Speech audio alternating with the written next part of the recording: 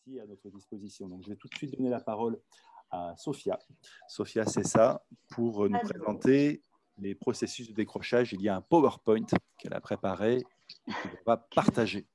Alors, bonjour à toutes et à tous. D'abord, déjà au préalable, je voudrais préciser que j'ai construit cet exposé en tenant compte bien des contraintes de temps qui me sont imparties. Donc, du coup, il ne se veut pas exhaustif sur les concepts et puis les notions qu'il va aborder. D'ailleurs, en fin de diaporama, vous trouverez également toute la bibliographie que je mettrai par ailleurs sur le Framapa de bibliographie. Et un dernier élément, bon, je ne suis pas conférencière, ça n'est pas mon métier, donc voilà, je lirai mes notes quelques fois et puis voilà, je vous remercie de votre indulgence. Alors, le décrochage scolaire, de quoi parle-t-on? Quelle est sa définition? Il n'existe pas de définition standard du décrochage scolaire, tant les concepts utilisés pour le décrire sont variés. Néanmoins, pour notre institution, l'éducation nationale, le décrocheur est un élève ayant quitté le système scolaire sans qualification avant la fin d'un cursus. On fait malgré tout un distinguo entre le public des moins de 16 ans qui sortent prématurément. Ils sont en infraction quant à la loi et à l'obligation scolaire, et ceux de 16 ans qui, eux, justement, ne sont plus du tout en obligation scolaire, donc ils ne sont pas contraints de rester à l'école. Alors, bien que les chiffres baissent d'année en année, en 2016, on compte encore environ 450 000 jeunes qui ont entre 18 et 24 ans, qui sont donc non diplômés, qui sont donc sortis du système scolaire, soit une baisse environ de 100 000 jeunes par rapport à 2006. Alors, dans les années 80, pour les sociologues et les psychologues, le décrochage scolaire, c'est plutôt une attitude d'élève. C'est un élève qui est présent physiquement dans la classe, mais qui a la tête ailleurs. En fait, c'est un élève qui est inattentif. Il faut attendre en fait les années 90 pour que les chercheurs en sociologie de l'éducation et des sciences de l'éducation montrent qu'il existe un lien étroit entre le décrochage scolaire et différents facteurs de risque. Pour eux, il ne s'agit plus du tout d'une attitude en classe, ni d'une action rapide et incontrôlée de la part de l'élève, mais bien d'un processus de démobilisation, de désengagement qui va s'inscrire dans la durée et qui pourrait aller de la maternelle bien jusqu'à la fin des études.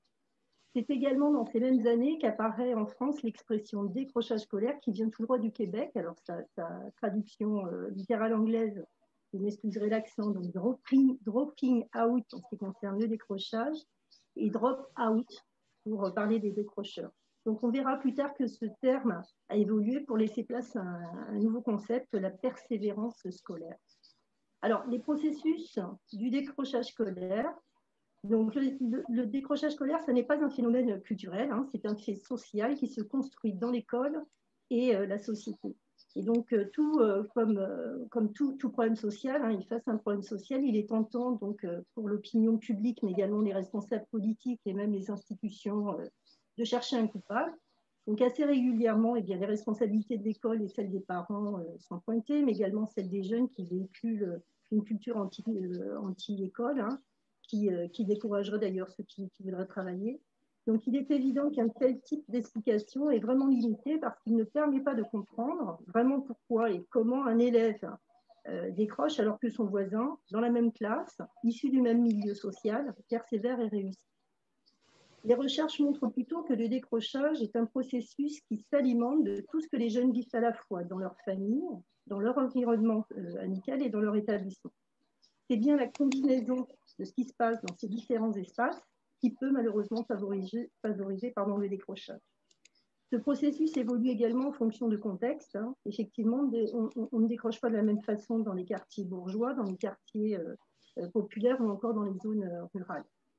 Alors, deux remarques quand même à souligner malgré tout. La première, c'est qu'il n'y a pas davantage de fatalité de décrocher qui serait liée à une situation sociale familiale. Et la deuxième, c'est que même si une part des décrocheurs est constituée d'élèves en échec, tous les élèves en échec ne sont pas décrocheurs. Échec et décrochage sont deux termes qui se recoupent, mais qui ne se superposent pas. Alors, comment se met-il en place ce processus? Alors, comme je l'ai dit, c'est un processus de désengagement, de démobilisation, qui comporte en fait plusieurs formes, qui vont aller du désinvestissement scolaire jusqu'à l'abandon des études. Cette démotivation va produire un engrenage d'inattention, de retard, d'absence, qui ne sont pas repérés à temps, vont créer une rupture, une discontinuité, et probablement un passage à l'acte. Ces élèves en risque de décrochage ne donnent plus sens à leur scolarité. Ils renoncent aux efforts qu'exigent les apprentissages, l'accumulation de mauvaises expériences dans la classe et dans l'école, comme par exemple des difficultés de compréhension en classe, mais également malheureusement quelquefois de la stigmatisation de la part de certains enseignants, des exclusions de cours, voire d'établissements. Bien, tout cela va prendre de plus en plus de place dans leur tête. Ils deviennent en fait au fil du temps de moins en moins membres de la communauté scolaire. Et donc à partir de là, on peut considérer que c'est une démarche qui est active, volontaire de la part des jeunes. Ils ont construit progressivement une démarche qui les amène en fait inexorablement vers la rupture si rien n'est fait à temps. Alors, les facteurs de risque et de protection. Donc, quand on parle de la population des élèves en décrochage, eh bien, on parle d'une population qui est multiforme, de par une variété de situations et de profils différents. Le décrochage s'appuie donc sur des facteurs de risque qu'il est important d'identifier. Ces facteurs ne constituent pas eux-mêmes une explication. Avant tout, ils permettent de montrer qu'une probabilité, donc un risque, peut être associé à une caractéristique. Il ne faut évidemment pas en déduire que le facteur mis en évidence explique à lui seul la totalité du décrochage. Les facteurs de risque, qu'est-ce que c'est?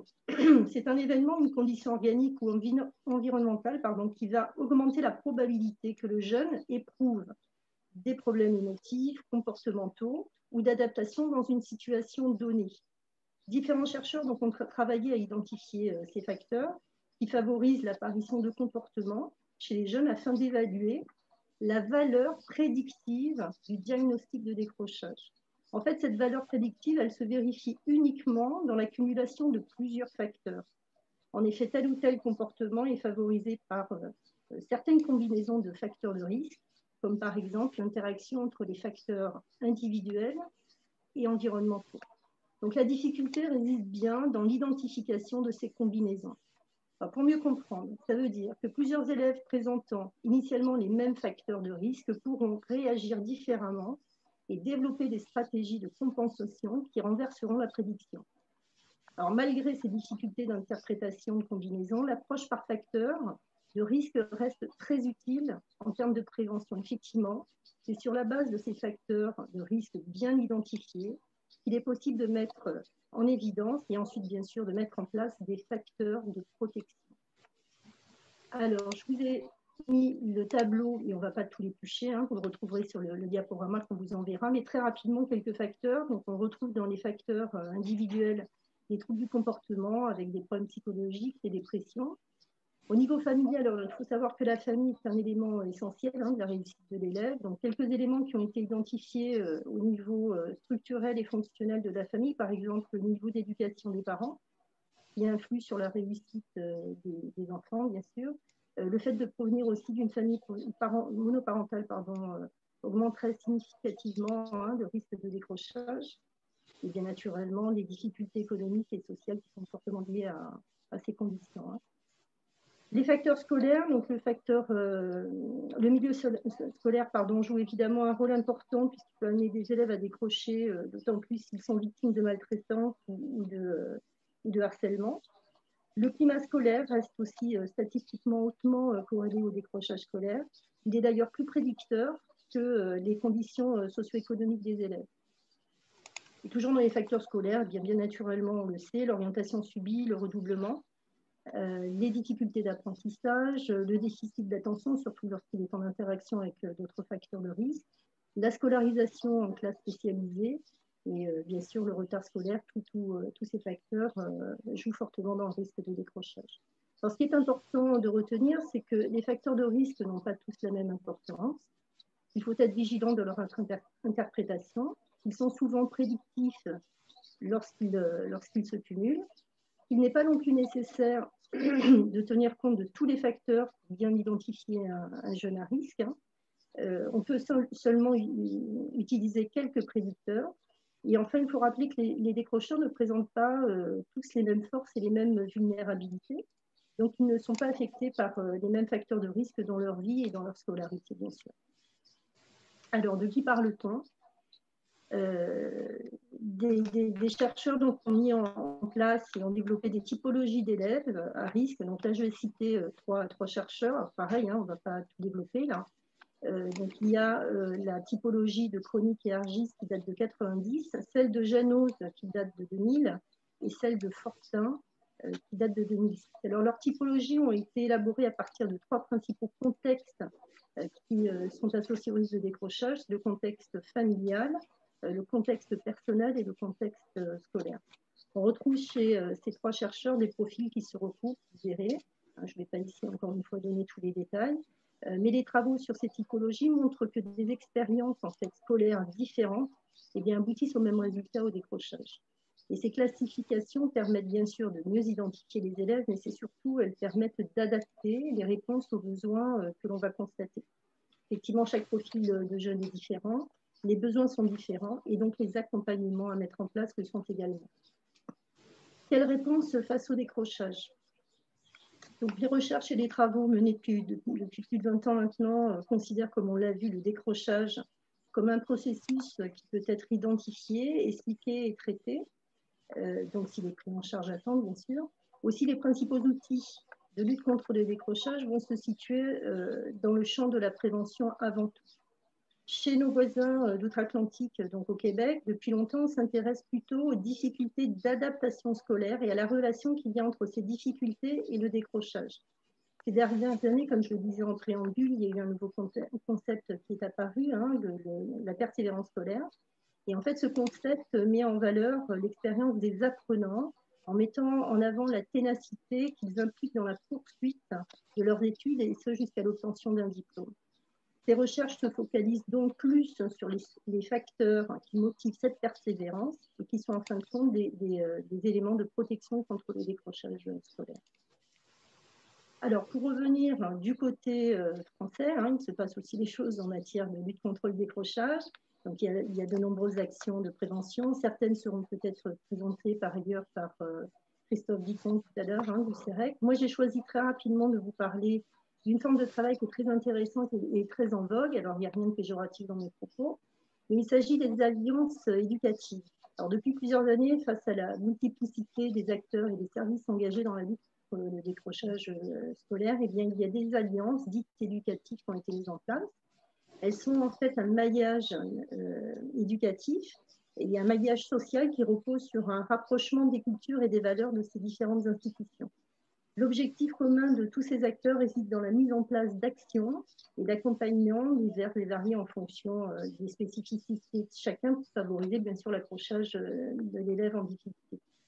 Cette mise en synergie entre les différentes sphères dans lesquelles évolue l'élève est centrale car elle permet la mise en place d'une continuité éducative, sociale et pédagogique.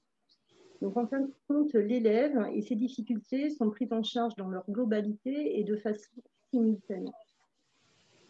J'étais un peu vite, voilà, on arrive déjà à la conclusion. Donc pour dire que cet exposé est encore une fois qu'un résumé de quelques notions et travaux qui ont été menés sur le décrochage, je dirais quand même que ce phénomène préoccupe non seulement les familles et les jeunes qui en sont victimes, mais aussi les États, l'Union européenne, entre autres, en termes de conséquences au niveau individuel, mais aussi en termes de coûts social et politique. Il faut aussi rappeler que le décrochage n'a pas toujours été perçu comme un problème social ou une incapacité d'adaptation des jeunes, notamment quand on était en situation économique de plein emploi. Ce constat montre bien le caractère conjoncturel et culturel du phénomène. Il est devenu le symptôme d'une société dans laquelle les diplômes et la formation sont devenus les sésames de l'accès au marché du travail, même si certains sociologues soulignent que ces diplômes ne sont plus aussi efficaces en termes d'insertion en raison de leur généralisation. Quoi qu'il en soit, le décrochage a des conséquences à long terme sur la vie de ceux qui le subissent. Il est installé au cœur de l'école et c'est dans la pratique quotidienne de chacun qu'il peut se prévenir et se déconstruire. Voilà, je vous remercie. Je profite quand même que j'ai le micro pour d'abord saluer et souligner la présence d'un certain nombre de collègues de la MLDS dans l'auditoire. Donc, si le petit temps imparti nous est réservé là pour un débat, voilà, je les invite aussi à prendre la parole sur cette thématique. Voilà. Sophia, Denis Caillol, donc coordonnateur MLDS aussi sur Marseille. Pour amener à quelque chose de plus qui nous concerne et directement dans les établissements, aujourd'hui, ce qui est important de savoir, c'est qu'il y a des établissements qui qui effectivement prennent en compte toutes ces données que vient de nous expliquer Sophia, mais derrière, des jeunes ne sont pas, en décrochage, ne sont pas prioritaires pour les établissements, parce qu'on est dans ce mouvement justement très difficile actuellement où on doit mettre en place le distanciel, et les chefs d'établissement permettent aux jeunes qui veulent sortir de sortir très facilement. Je m'explique. Aujourd'hui, un jeune qui est en lycée et qui n'est pas à l'aise et qui n'a plus envie de travailler va tout simplement aller au secrétariat dans certains établissements et dire « je veux sortir, je veux partir ». Et aujourd'hui, les listes dans les missions locales des jeunes qui sont entre 16 et 17 ans se remplissent de jeunes qui simplement ont demandé un exergue. Et c'est là-dessus qu'il faut travailler pour arriver, nous, MLDS, dans les établissements, à être interlocuteur vraiment pour tous ces gamins qui souhaitent sortir.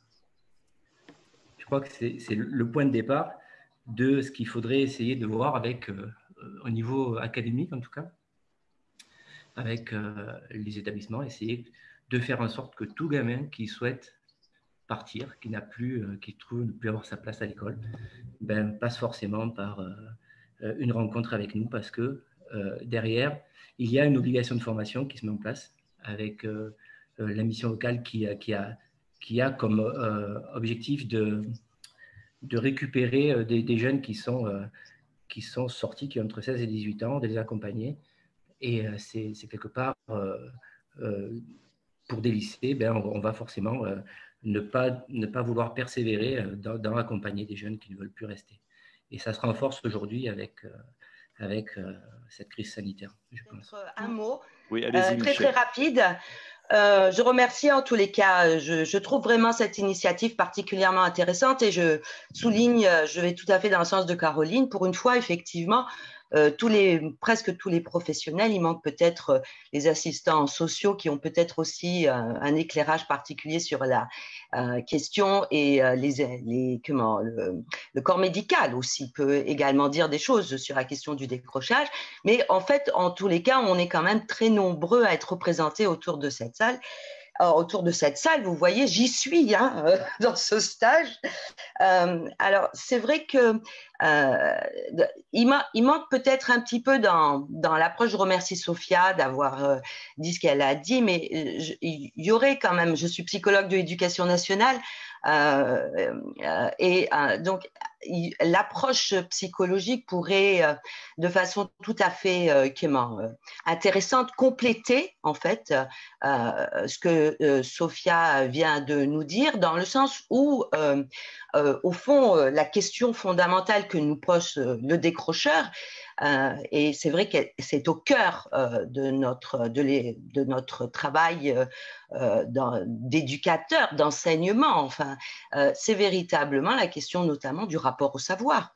De ce côté-là, apprendre n'est pas du tout quelque chose d'évident. Pour apprendre, il faut avoir du désir, il faut avoir du plaisir, il faut avoir de l'envie. Et le décrochage pose véritablement la question de… On pense au désengagement, bien sûr, mais au fond, en creux, qu'est-ce que c'est que l'engagement, d'accord? Et par rapport à ça, en fait, la question de la vie, tout simplement, qu'est-ce que ça veut dire de se désengager? C'est quand même, économiquement, psychiquement parlant, c'est quand même très coûteux par rapport à, effectivement, le fait de s'engager quand tout le monde est content autour de soi, quand on fait plaisir à tout le monde, et qu'en plus on avance, parce que l'idée d'apprendre, c'est aussi l'idée de grandir, c'est aussi l'idée, effectivement, de découvrir le monde extérieur, c'est l'idée aussi de sortir de son nid, le nid, le cocon familial, pour la plupart, évidemment.